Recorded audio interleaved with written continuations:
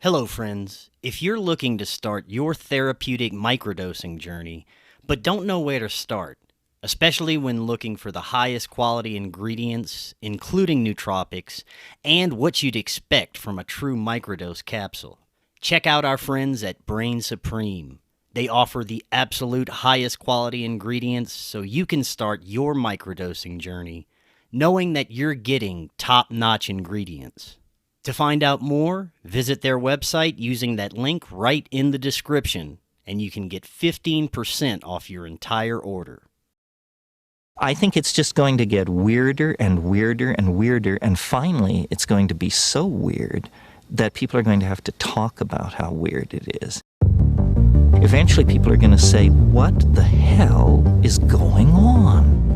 It's not enough to say it's nuts. You have to explain why it's so nuts. The invention of artificial life, the cloning of human beings, possible contact with extraterrestrials, the systems which are in place to keep the world sane are utterly inadequate to the forces that have been unleashed. Welcome back to Forbidden Knowledge News. I'm your host, Chris Matthew. Today my guest is Emily Moyer. Be sure to visit our website, forbiddenknowledge.news. It's the home of the Forbidden Knowledge Network, where we feature some of your favorite podcasts and content creators. Watch my films. Doors of Perception is available now on Amazon Prime. Occult Louisiana is available on Tubi and Roku Channel, multiple other streaming platforms. We are booking guests for September. If you have suggestions or you'd like to be a guest, email me, forbiddenknowledgenews@gmail.com. Today I want to welcome Emily Moyer. She is a nutrition consultant and storyteller, as well as the host and producer of a number of different podcasts.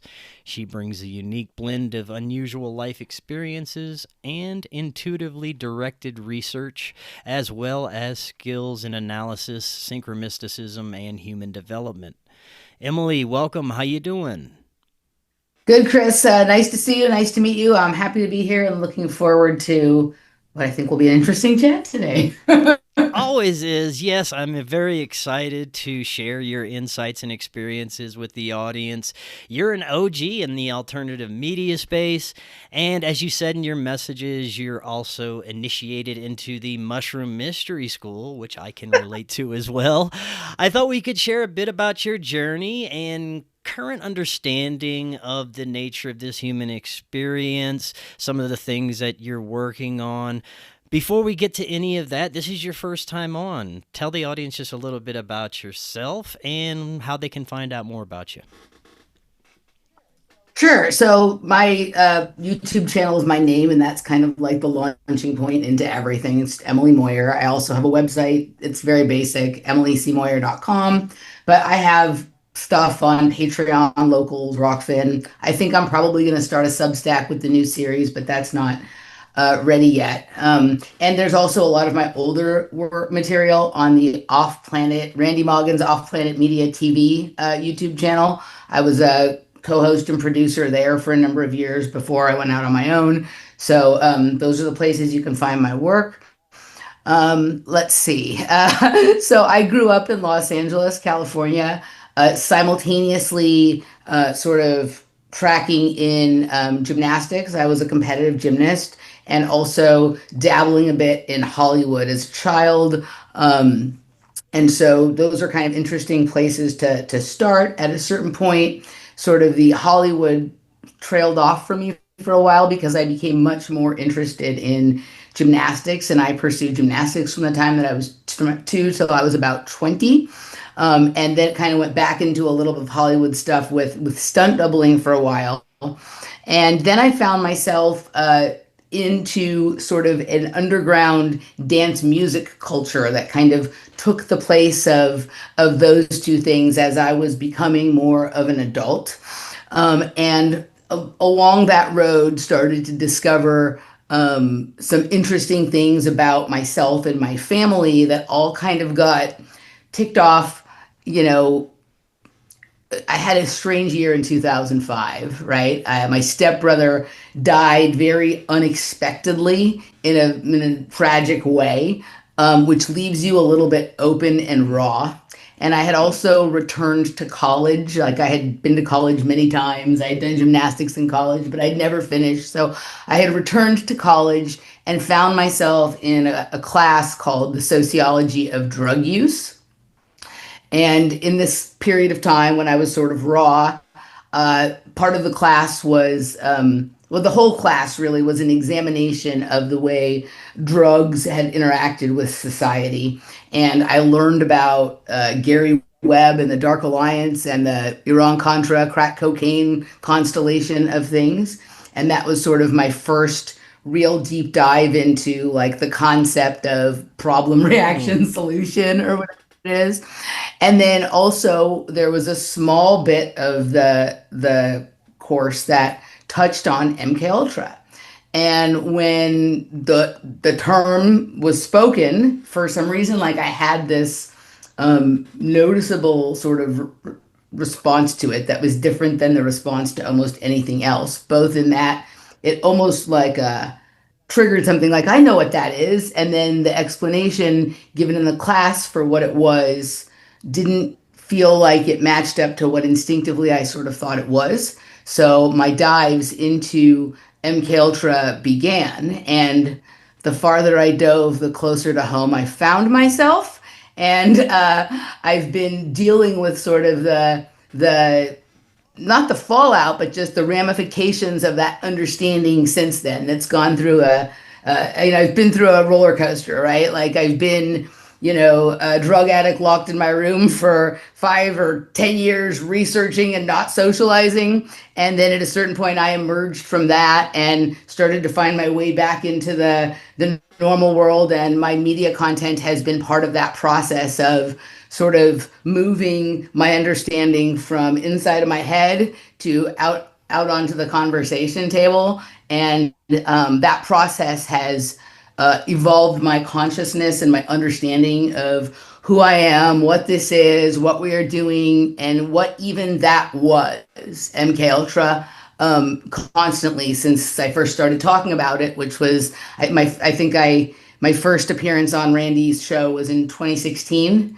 Sort of like, in 2016, and I was just a guest, and we resonated, and I started doing more regular shows with him, and then became a permanent co-host, and then just sort of branched off from there. And I think over time I've developed sort of, I guess I always had this, like when I was doing my research in the dark years, I understood that I had a unique way of connecting the dots, but it was difficult to explain to people in the condition that I was in, which was both traumatized and on drugs, right?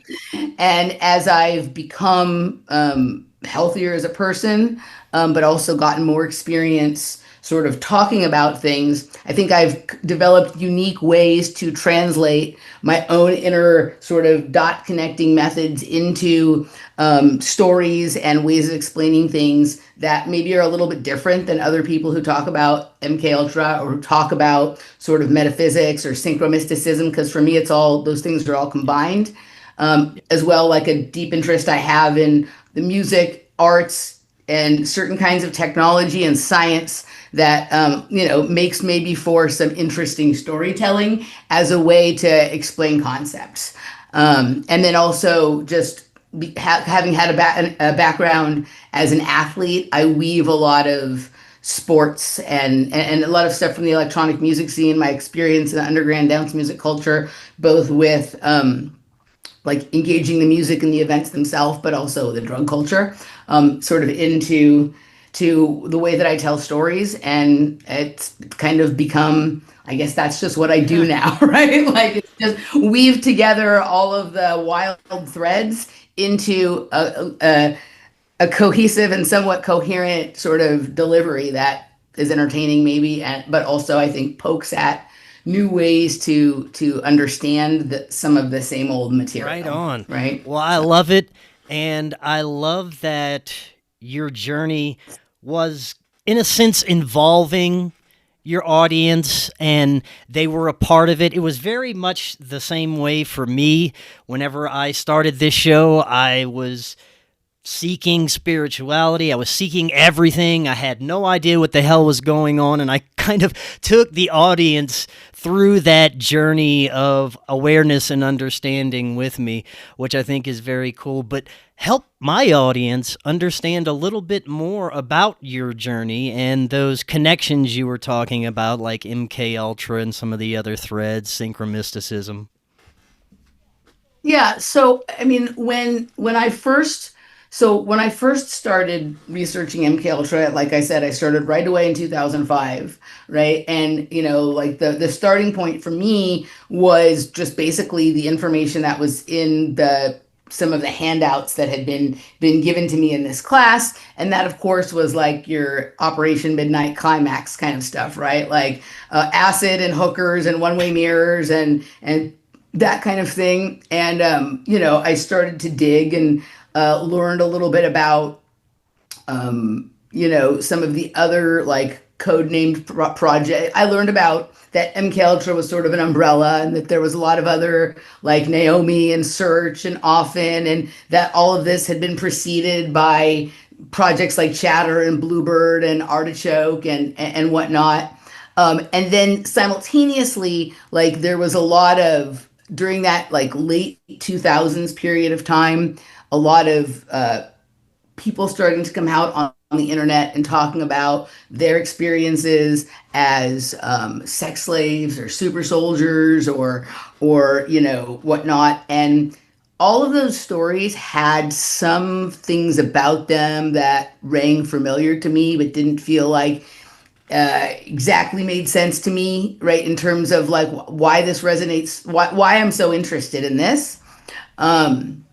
But I continued to dig, and as I really started to understand it more as like really having a lot to do with like drugs and then sort of the extended abilities of human beings on some level, I started to almost, it was kind of weird. It was like I started to display that potential in my research because I was on drugs and I was also developing a like very psychic way of like knowing where to look next for the connecting bit of information, right? And it was weird sometimes how I knew where to go to look for information, what parts of stories or narratives I knew to pursue that was like maybe not the part that was being highlighted in the interview or highlighted in the article or whatever, but for some reason it had like that was the part that was pulling at me, right?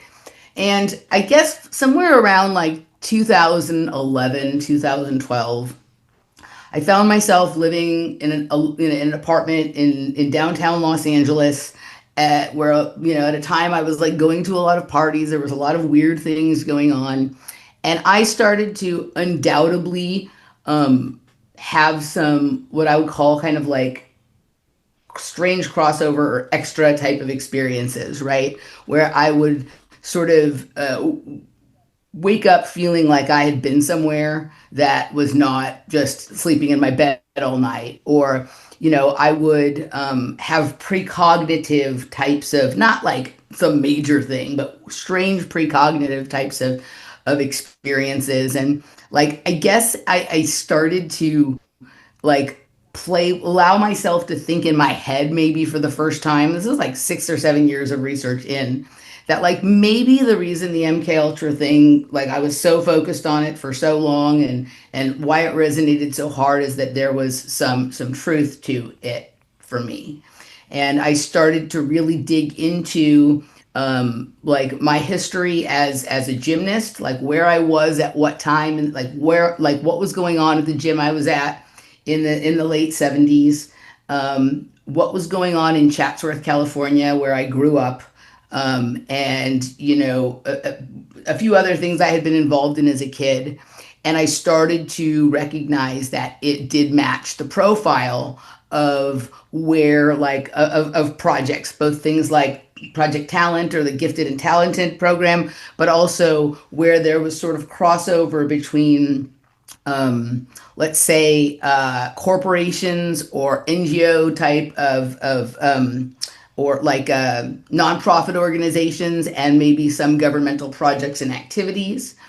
And so I started to kind of just dig into my own story And that's really where things started to get interesting because I really zeroed in on Chatsworth as sort of one of these less acknowledged or unacknowledged sort of like hotbeds of not just MK Ultra, but just of like classified governmental projects in general. Um, and I talk about Chatsworth a lot in my work. And I also found myself in this really strange situation where I started to feel like I had to get out of my apartment. I was living in downtown LA and I started to feel scared. I started to feel like something not good was going to happen. I don't know where I was getting this. It was something in the threads of my research that made me feel on some weird level like I was in danger. And so I like escaped from the apartment and moved back to Chatsworth with my dad.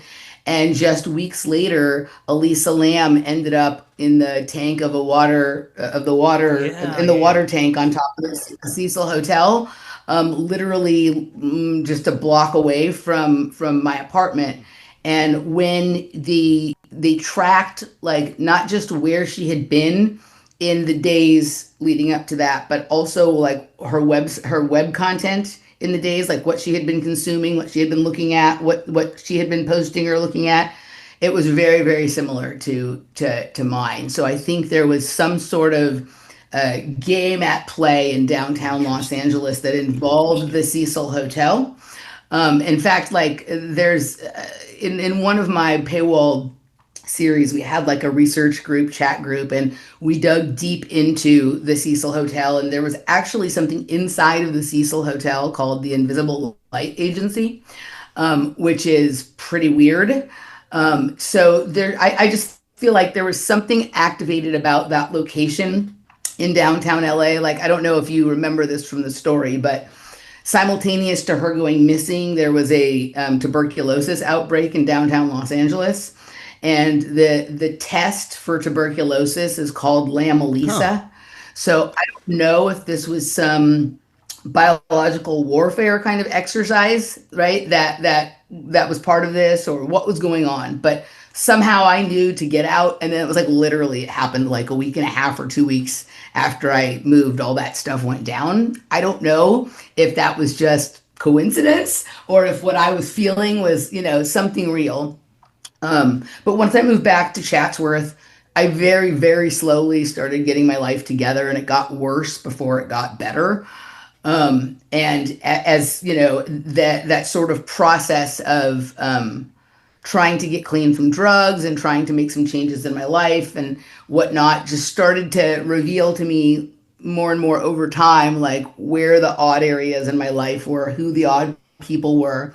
And eventually I discovered in the garage of my father's house, like a box of papers that seemed to indicate that my mom had been working on projects associated to this kind of stuff Interesting.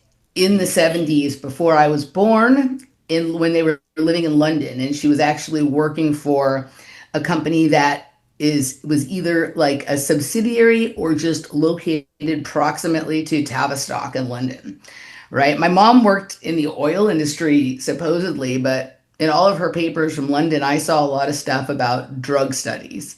And my dad had no idea. There was like one paper about oil and then all these papers about drug studies. And what was interesting about some of these papers is that some of the things that they were studying and testing were like thoughts that I had had or things that had happened to me over the course of the year, right? Years. Like I remember being at a rave one time and I had taken acid, and it was like really, really clear to me that there was some way of monitoring like through either brain waves or like some sort of detector like who had taken acid, Hmm. right? I don't know why I was even thinking that. Like I was dancing and it was like I felt like you could see like almost like there was this some sort of like stain or glow that could be detected. And like literally in her paper it was talking about like once they test acid on these rats, then there's a certain glow that you can pick up off of them, Oh.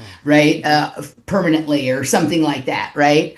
And there's like all kinds of weird stuff in her papers. Like, she had, interactions with like the World Health Organization and other UN and this and that, like asking for studies, papers, this, that, and the other thing.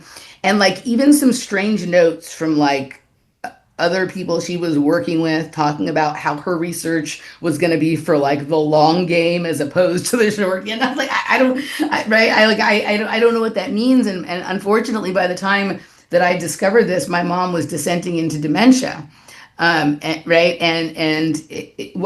The dementia phase was really interesting, right? Like, because it was really difficult to get a straight answer from her, but sometimes like just she would say things that were like, oh yes, that's what I'm looking for. That's what I'm talking about. And so, I started looking more deeply into both her side of the family and my father's, and started to recognize that, I come from a deeply weird family that has, links and connections back into the types of like industries and programs and groups and whatnot that would be how you would get sort of set up for something like this. And so, once the outrage was over for me, at a certain point, like I got tired of being, like upset about this or whatever. And I just started to become like more curious as to like, what's the actual like background to this? What's the real play here? Because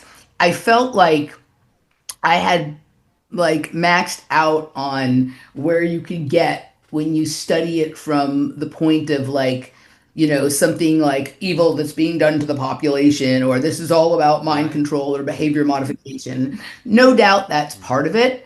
But when you really look at what they were doing, like there's no way that that was the answer every or even most of the times to what they were doing, right? Because I've done, like I like to say, I've done way more research than your average drug user, but also way more drugs than your average researcher, and I know what my interactions with drugs and the kind of other external stimuli that were often used, visual and auditory, in these kinds of projects and programs. And like, yeah, sure, like there can be some degree of paranoia, and once in a while you'll see that like person that could probably be easily coaxed into doing something crazy. But for me, most of my experiences were um, uh, educational on many levels in terms of like the kinds of things I thought about, the kind of experiences I had. And for me, like there's a lot there when it comes to potential for understanding things related to nuclear physics, genetics, time travel, dimensional travel, right? Extended states, alternate versions of yourself, all of this kind of stuff. And what did they do with the people who responded saying stuff like that? We don't ever hear anything about that. It's just like the very sort of weaponized, Yeah. a Manchurian candidate type of answer. But if you go and look at the companies and corporations that have been started that rule our lives now, whose owners used to be contractors with the CIA during the period of time that is MK Ultra, those corporations sure seem to be maximizing the similar types of ideas for what can be done with technology and science or whatever, that would have been the other half of the result, at least the half, maybe even more than that, of the sort of responses or answers or experiences people came back with. But for some reason, like we think of that as sort of separate or different instead of saying like, oh, like there were people that were involved in these projects that had the experience that led to the pursuit of these technologies or ideas. Where are their stories? It seems, based on many others' experiences similar to yours, that there is a heavy reliance on people who are in multi-generational intelligence families, people who Right. have been born into certain bloodlines, possibly.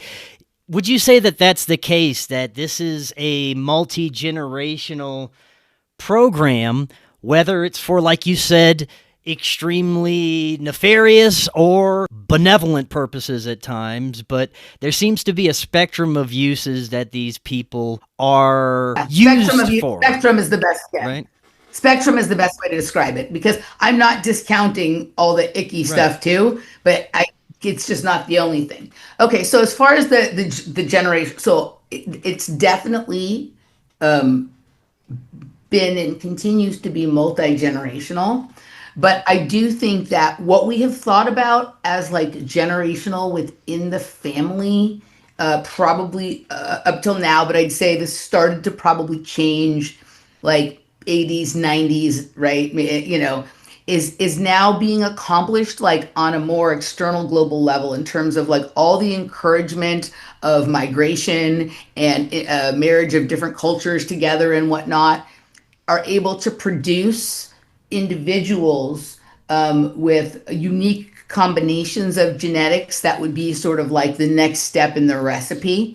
So where it used to be, we wanted to keep like, you know, I think it used to be much more specific. We want our child to marry someone from this family, either because their genetics continue the strain, or maybe there's something in there that is an amplification or a +1 or +2 on like whatever it is we're trying to do, right? And it was very much like you'd seek that out by what clubs your kid was in as a kid. Were they in Job's Daughters or Demolay or you know, Rainbow Girls or whatever, or even what school you sent your kids to, right? Like that you kind of like, you know, and I can find all of this at play, like particularly in my mom's background, right? Like my mom's father used to work for the War Department. They came from Virginia and Ohio.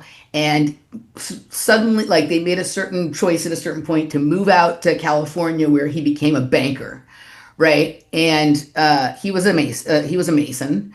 And my mom was in all that, you know, Job's Daughter stuff when she was a kid. And he had her like all set up to go to Stanford. Like that was where he wanted her to go. And she didn't want to. She wanted to go to UCLA. For him, that was like the little red schoolhouse. But I also think that he was irritated because he had things set up for her there, but also like that he could protect her there, right? Like when you're in a system where children are identified for more than just, oh, isn't it wonderful, this is a child, but for their potential in other ways, like maybe you want to maximize that, but you also want to have some say, right?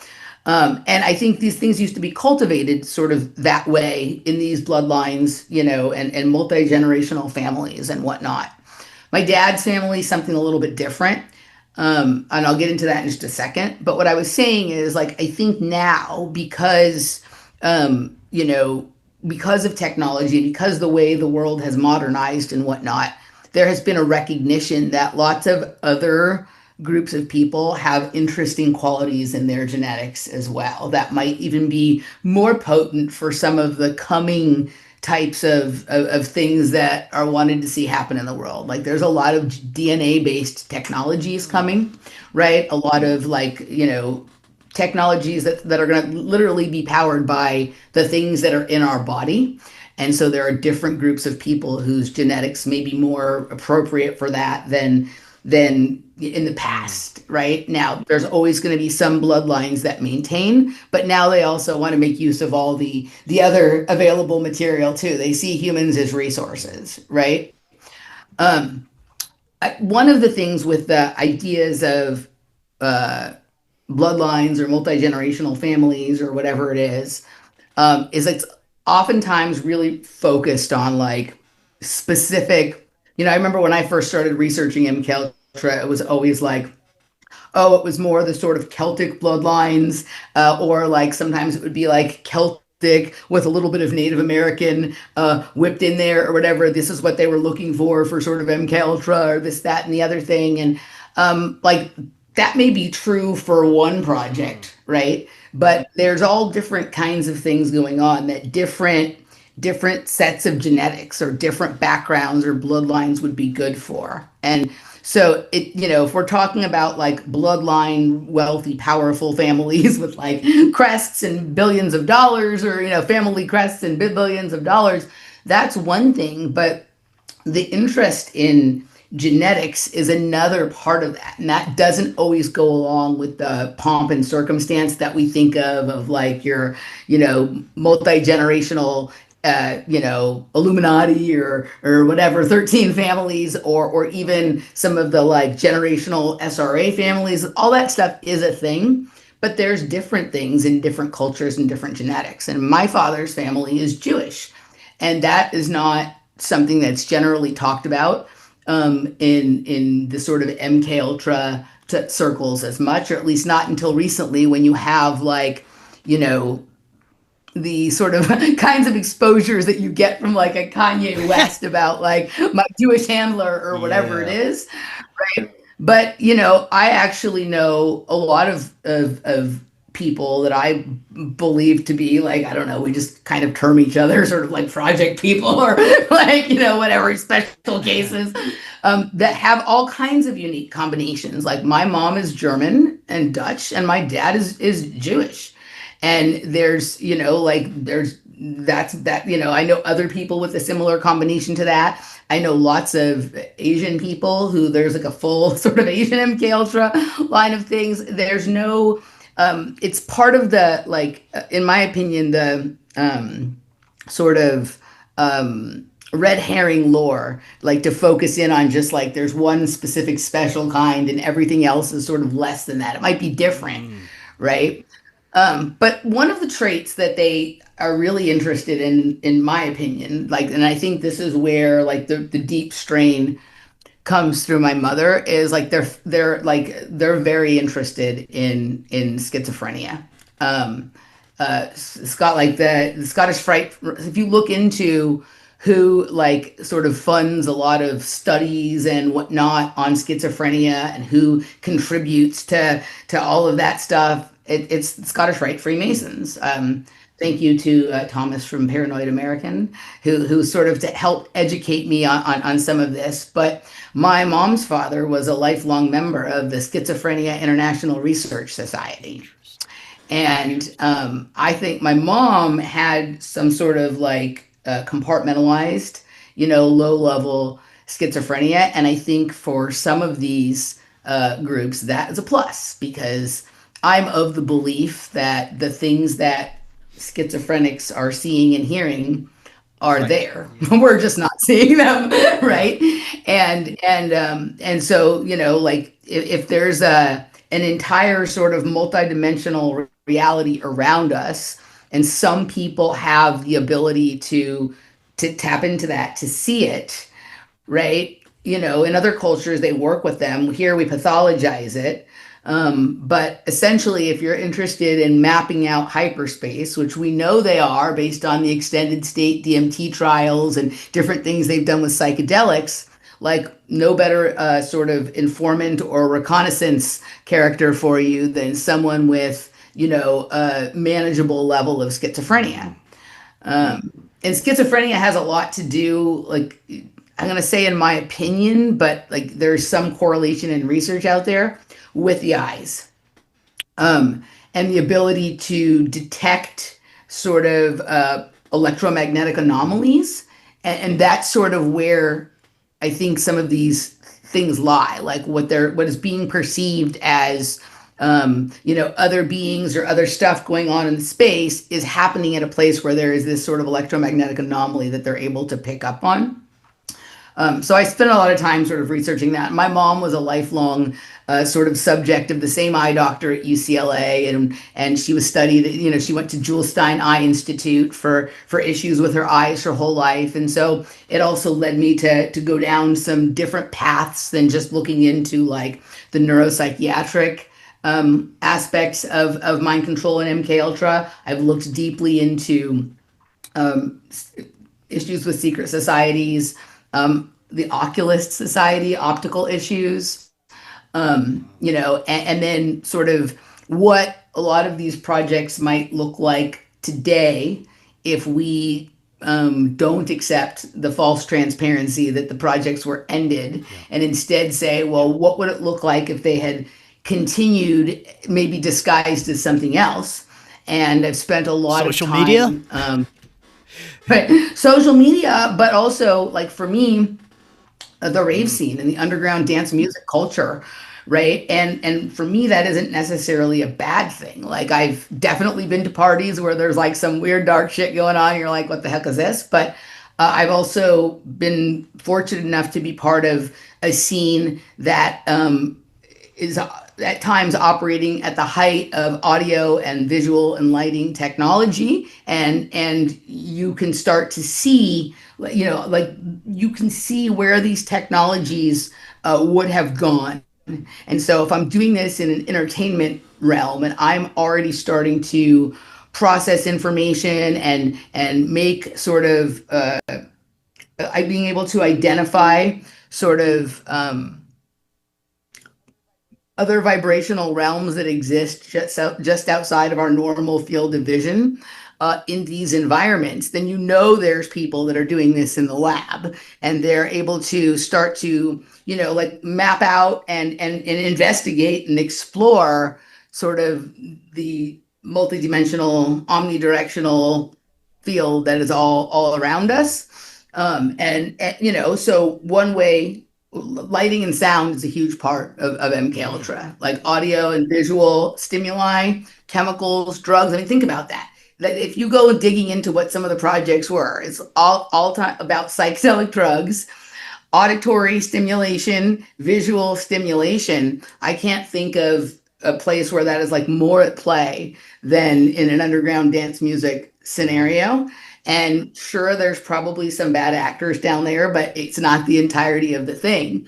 And so, you have sort of almost like an open air laboratory in which to explore. And sometimes if you're not controlling the experiment, if you're not forcing people into something, but instead allowing them to engage it as entertainment on their own, the things you are going to learn are going to be different than when someone is forced into something.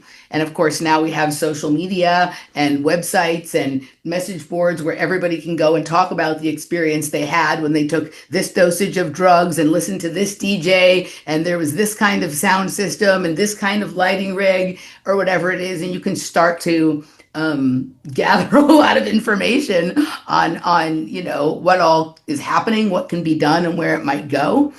And so we live in an open air. We live in open air MK Ultra now, and for some people that's upsetting, and I understand that. I've been upset by it for many years, but I also understand the potential of some of these same technologies. So for me at this point, maybe just because I got tired of being upset and outraged, I'm very curious. I'm very interested. I find it intriguing. At least I'm more curious than I am angry at this point, and I am more intrigued than I am pissed off. I think it's all about perception. Yeah.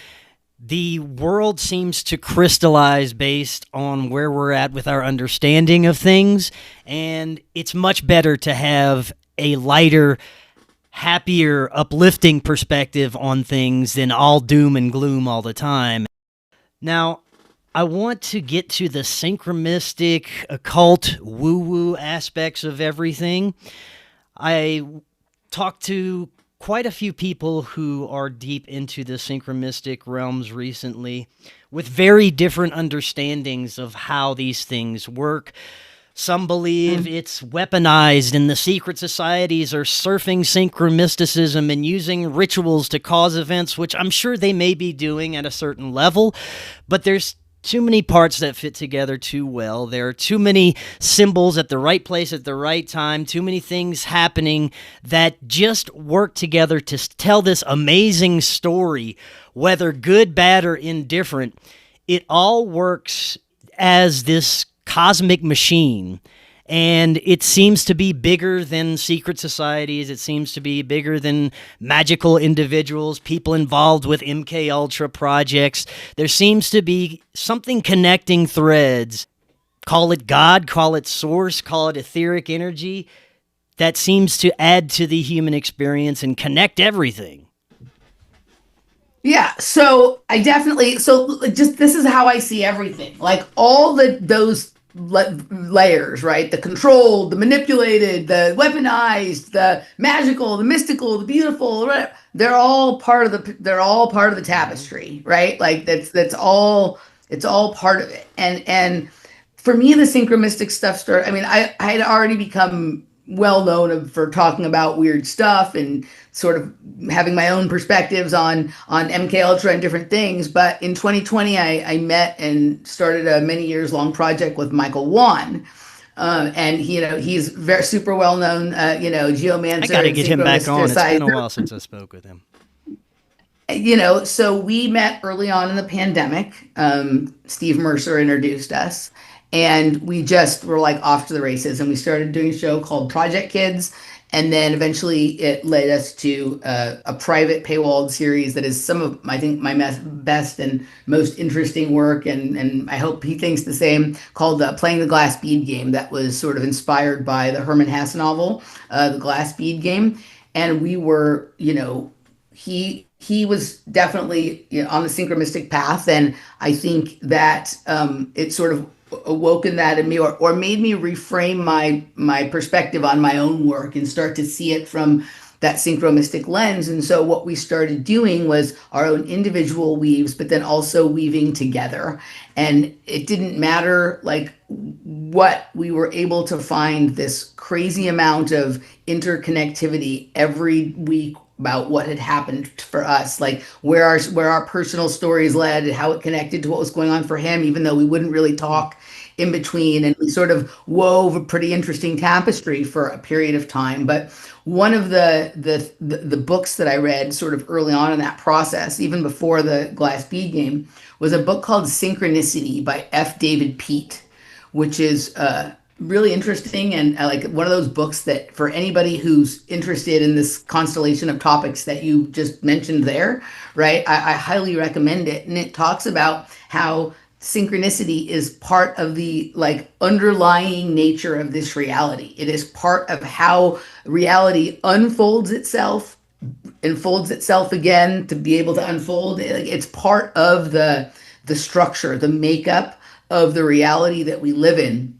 And he in that book tells stories from physicists, psychologists, like Jung, Bohm, all these different people who were sort of in the mid-century, like at the leading thinkers in their fields, and how synchronicity weaves into all of their work, right? And how it shows that that is part of how our world wants to tell its story or unfold itself. So, as far as what you're talking about it being controlled. Like obviously, if that is how the world really works, then secret societies or whatever it is are going to know that, and they're going to use it and cultivate that understanding for themselves.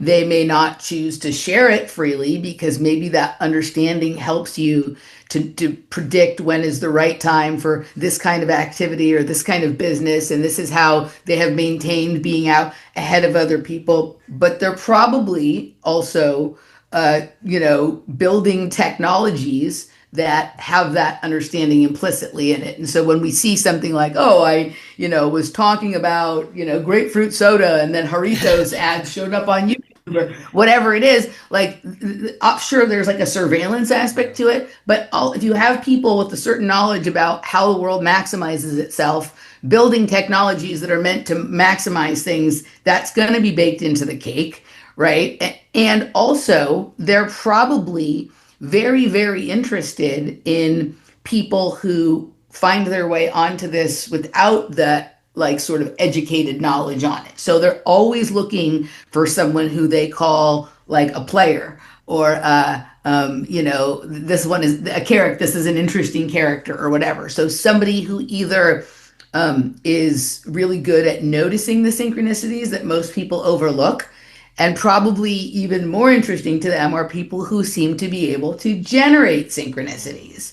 People who are able to constellate more of that type of activity around them based on something that they're either synchronizing themselves with or that they're sort of emanating an energy field or something like that. I say, when people are like, how do you have all these weird things happen to you, Emily? Like you have so many stories, like why, like I'm normal, nothing ever happens to me. And I disagree. I think these things are happening to everyone all the time, but most people are not paying attention. Most people are not noticing them.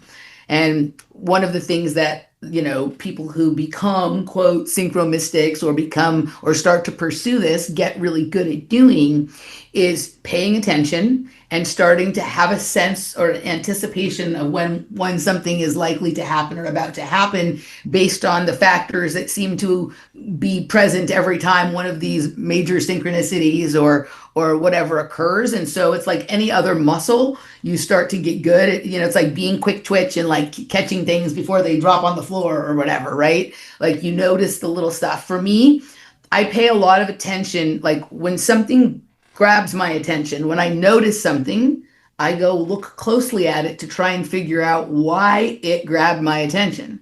And then I learn to understand what that phenomenon was made of, what the parts and pieces, whether they be actually physical or something, motion or energetic, what were the things that came together to make that thing that got my attention. And then when I see some of those parts and pieces elsewhere, right, they get my attention before the thing happens. And sometimes, okay, you see one thing, you see the other thing, you see the other thing, just as you're noticing all those things are there, another phenomenal experience arises, and you start to understand sort of, and this can take us into, one of the greatest lessons of, the biggest lesson that I've ever gotten from the Mushroom Mystery School.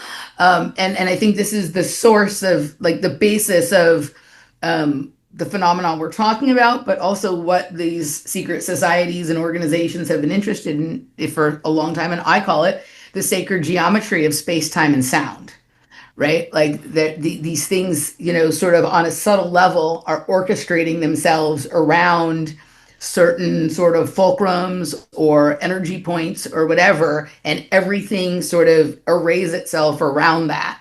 And when you start to recognize what some of the locations, inspirations, different sort of factors are that create certain kinds of energy fields, then you're really on to sort of figuring out how you want to play your own version of the glass bead game, as Michael and I would call it, right? It's like lining the beads up all on a string, so they're like 1, 2, 3, 4, and it all falls into place, right? Yeah. But, I think that's what the study is. The sacred geometry of space, time, and sound, and light is the tool that process uses to explain itself. Earlier you mentioned trying to figure out a why behind some of these operations, and you come to realize that there's most likely many multi-layered operations occurring for many different purposes: grooming, war, assassination, experimentation, just observation. Pretty much everything you could imagine is happening, but there are things that are being orchestrated that certain people are involved with, whether you want to call it MK Ultra or some kind of grooming programs. You do believe these are still going on in much different ways. And you mentioned earlier the technology that's going to be desired to come out of all of this. Talk a little bit about what the end game is and some of this tech.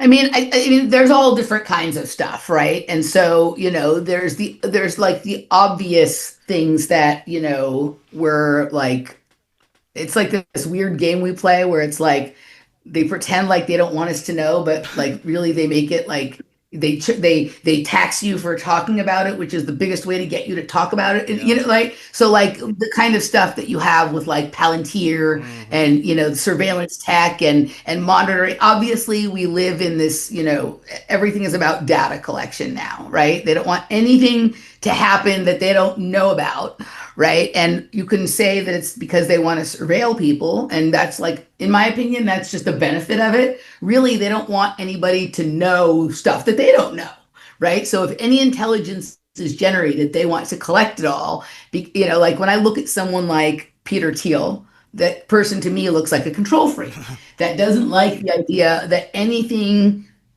could happen outside of his ability to like to manipulate it or control it or whatever it is, right? It speaks to like a deeply insecure feeling inside that like, you know, someone might know something I don't know or might be able to do something that I can't do or whatever it is, right? So, but the other thing is that, like, you know, like I said, they see on some like they want to surveil human and they want us to think that we're like, you know, cattle that need to be watched. Maybe they want us to think that they'd like to eradicate some of it. I actually disagree. I think they are completely fascinated with us and they see us as resources, but they prefer that we don't know that. They prefer that, like, you know, we don't understand the genius that we're working with, right? And so a lot of these technologies are sort of meant to capture sort of moments of brilliance or interesting sort of spooky interaction at a distance kind of stuff. But I think the big secret really is that like there's other like there's not just one world. Like it's a multidimensional realm that we live in, right? And you can move between them. And if that understanding is there, then people are not going to feel super duper concerned about like what's just happening in one level of that reality. They're going to feel free to move about the field. If I were a control freak, right? And I wanted to know that, and I wanted to have the ability to pull resources and intelligence and data and whatever it is from every pocket of known, you know, sort of realm reality. Then what I would want to do is build a closed, contained thing for the people like who I want to data mine for the answers to the problems I can't solve, but they won't know that there's this whole other world outside of that, right? And so I think a lot of the technologies are designed to sort of like think about something like Pokemon Go, right? Where like you have somebody walking around and theoretically they can see something that other people can't see and they're interacting with it. So this would be augmented reality, VR, all of this kind of stuff, right? That they are really interested in like people's response and understanding of all of that because it's available all around us, right? And I actually think that this is part of the reason that like microdosing and psychedelics are being a little bit more pushed because it's becoming more and more obvious that like the it feels like the veils that used to separate all the dimensions are a little bit thinner, and so people on like microdosing or people with Google Glass or Pokemon Go, like it gives almost like a logical explanation for things, but still allows someone to interact with that, right? Whereas for me, it's more like we live in this gigantic, like, I don't know if you've done any research into like plasma, right? Or if you've like read the Robert Temple book, or there's plenty of other people that do good work on that as well. And then you start listening to like people who are doing experimentation with DMT and lasers. I had Danny on the other day. Yeah. He's been on my show a couple of times, right? So, and then you go and, you know, whatever you think about this person's style, you listen to what someone like Amon Hillman is saying about the mystery cults from antiquity and what they were doing with drugs. And you're like, oh, we live in a field that is completely embedded with information. And it is there for retrieval by anyone if you just almost know like the chemical concoction or the key of that, right? So like let's just say that like this drug, when you take a specific drug or a specific, you know, medicine or whatever, it's like opening up one particular line of code from that reality. And part of how you know that that has to be true is that like the mystery cults were talking about like things that didn't ever become like realized or discovered until modernity, like certain ideas around medicine and science and nuclear physics and whatever it is. So that information has always been there. It's like everything is always brought broadcasting exactly what it is. It's whether you can tune your radio to the right station and go in and grab it, right? And so this is all frequency based. This is all like subtle vibrational levels. There's like lots of interesting things you can watch online about like cymatics and vibrational fields and how a lot of the ancient megaliths and stuff like that were really like resonators or motherboards or computer chips and whatnot. And if you look at like the cave paintings, in any all over the place in Europe and Latin America, even here in the United States, if you look at what some of the symbols and designs are, like they look like our modern technology, or they look like the symbols we now use for scientific processes and whatnot. So there's like, it's not new information. It's just like tapped in it's now able to be like, I think the new technologies make it able to, you can, instead of having to do it some sort of dramatic metaphysical or spiritual or chemical kind of way, you can build a machine that is small that can replicate it with efficiency over and over again.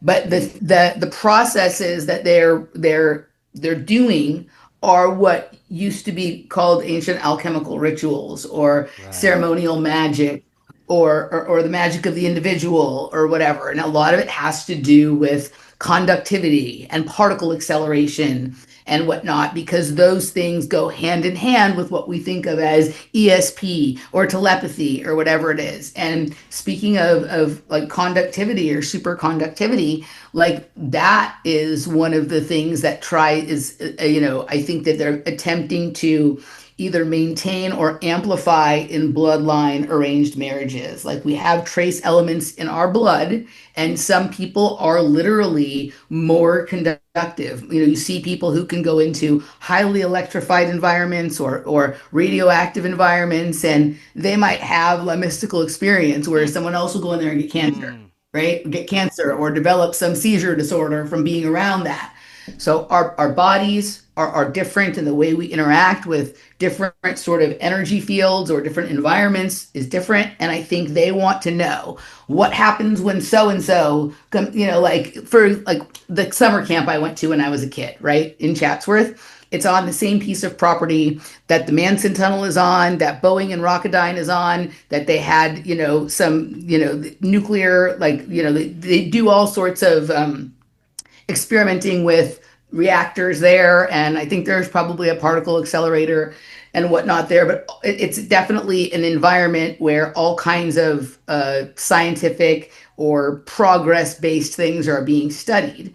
Well, if you have a summer camp on that same location, and you're kind of, let's just say Boeing or Rocketdyne is just doing surveillance on all of that general territory. Oh, I see this kid. Like whenever this kid comes into this area, they have some kind of weird experience. Like, let's watch this one, right?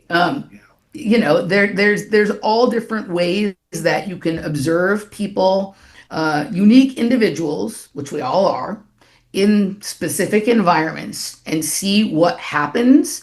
And then you can start to test, tinker, modulate, explore, right? And I think that that's what it is. I think we just live in this like giant open air sort of observation realm, right? I don't know if you ever watched Fringe, The Observers, right? Like, I think that's what this is. Like, I think it's that, that's what we're in. This is where it brings people to question if we're under control by some non-human intelligence, if we're some kind of experiment.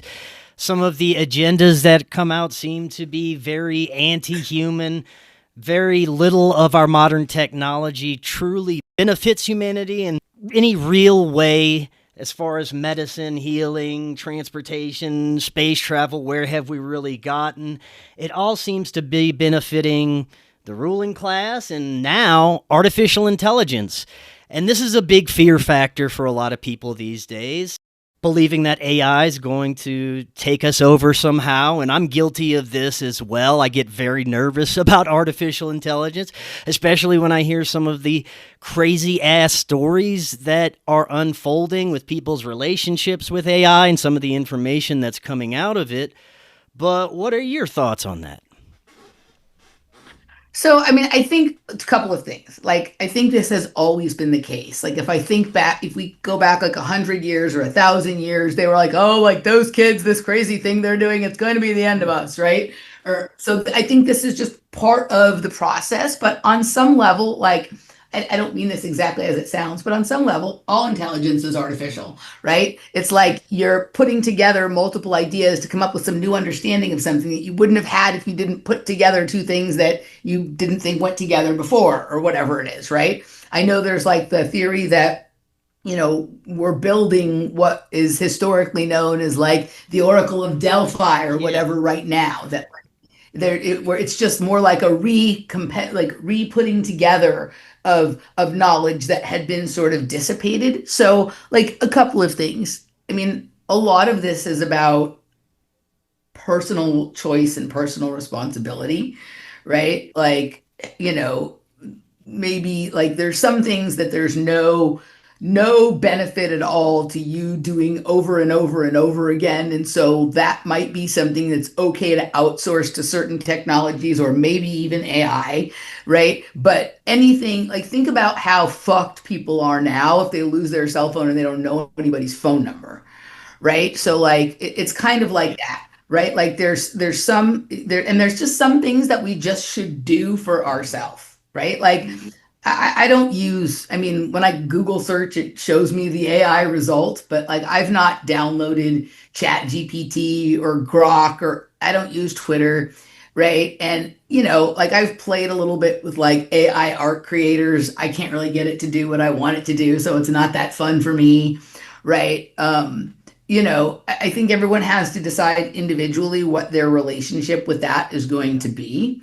But if what we were talking about earlier is correct, and like what F. David Pete's book talks about is about this sort of synchronicity being like literally part of the underlying structure of reality, then it would actually make sense that some type of intelligence that isn't kind of blocked by the same like fears, paranoias, stuff like that humans are, would be able to see the pattern and therefore predict something that is going to happen. Like when I'm in my synchromystic flow, I'm pulling shit like this and like that. But like when I'm in a bad mood or I don't feel good about myself or I'm overtired or whatever it is, I become just as like simple and base as like I might accuse my father of being or whatever it is, right?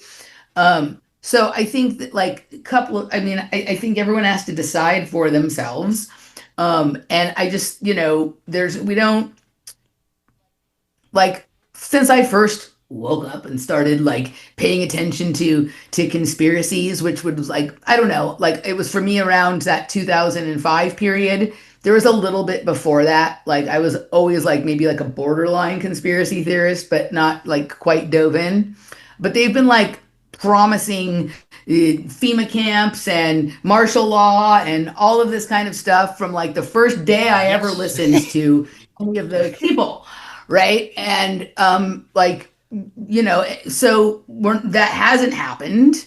Sure, like you can find some case of okay, yeah, like they rounded up some immigrants, and I'm not saying that we have like a kind government that wouldn't do things like that, but a lot of the paranoia sort of out there is to keep people from engaging reality in a way that could benefit them. If you're Peter Thiel and you want to know, but you don't want other people to know, but you can't have access to other people without opening up some line of communication, the best thing to do is to make them so paranoid about it that they wouldn't even want to use it or even understand it. Forget about use it.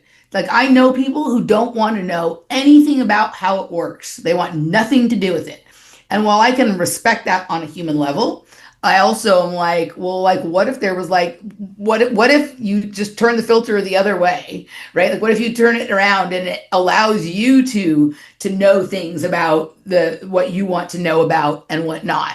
So I'm not like a middle of the roader on this, but I'm kind of like I explore anything that's interesting to me with some degree of caution. But I'm also one of those people like I'll kind of try most things and hope for the best and fix it later if it, if it doesn't go well, right?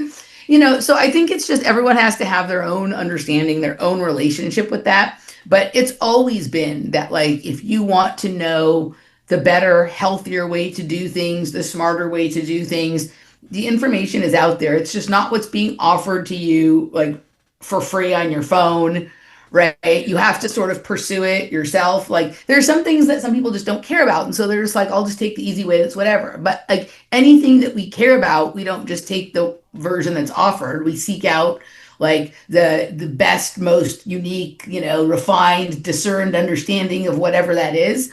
And everyone has to just choose like how many things they want to do that for. And I think it's completely fine. I do think that for some people the answer is like, no.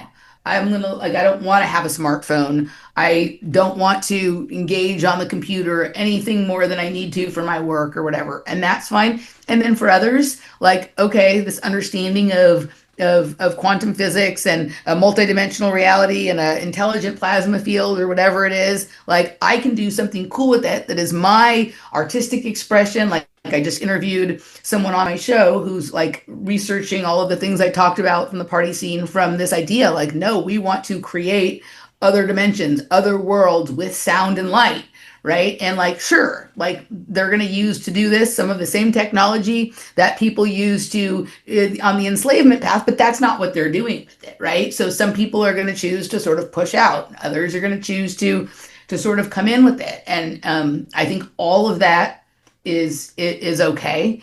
But I just know that like in 2005, like there was things that I was afraid of that were going to happen that day, that week, that month, that still haven't happened, right? And so I feel like the playing field is long for all of this stuff. And sure, things happen that we don't like, but even within all of that, like, I was having this conversation with a friend who was visiting, right? He listens to all of our kind of material and stuff like that.